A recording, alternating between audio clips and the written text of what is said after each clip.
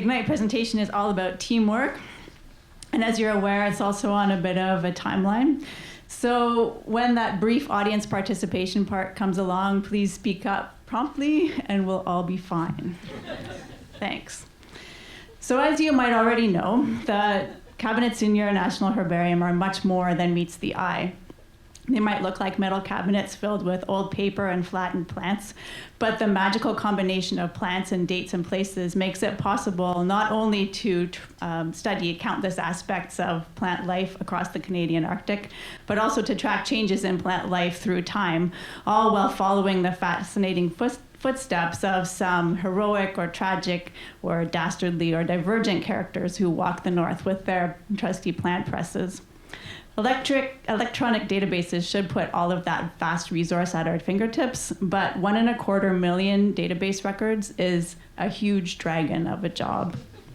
We want to help everybody who could benefit from the herbarium, but that can't happen if anyone who wants to know what's in our cabinets has to come over and look for themselves. Now, with game-changing support from the Sitka Foundation, with game-changing support from the Sitka Foundation, over 90,000 herbarium sheets and 15,000 lichen packets from the Northwest Territories, Nunavut, and the Yukon have been digitized so far and put online for everyone to see. This is thanks also to an amazing team that found and barcoded and classified those specimens and took their pictures, all while keeping amazing care of them so they'll still be in great shape for your grandkids. Please see me or Cassie over there at the end of the presentations if you're interested in receiving a card that will connect you to our growing online inventory 24/7 from anywhere in the world. When you do visit, though, please be aware of a few remaining dragons. For tens of thousands of images so far, you still need to open them to find out where the specimen was collected and when and by whom. That means if I want to find all of the specimens collected by, say, Erling Porceld, that famous reindeer botanist, typing his name into the search criteria won't help you find them all. And it won't until somebody reads all those labels and types in the information for everybody else to use. Right now, someone is Kim. And to be clear, Kim is amazing, but there's a limit to how much one person can type in a lifetime. So we're recruiting.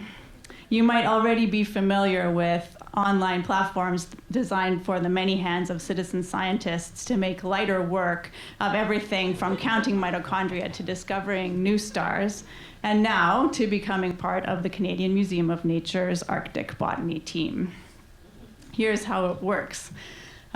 Citizen scientists, that is anyone who's interested in museums or plants or history or typing practice or just wringing order from chaos, visits in English or French the online base camp of Expedition Arctic Botany on the Zooniverse platform. They're welcomed with some introductory information and a fun tutorial. In a nutshell, expeditioners are invited to look carefully at every image of a specimen sheet and find 3 critical pieces of information: the collector's names, the collection number, and the date of collection.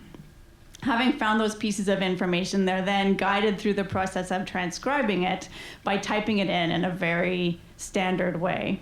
So in this case, our friend Dr. Porceld was collecting with his assistant, August Bretung, who later left botany to become an aerospace draftsman for some reason.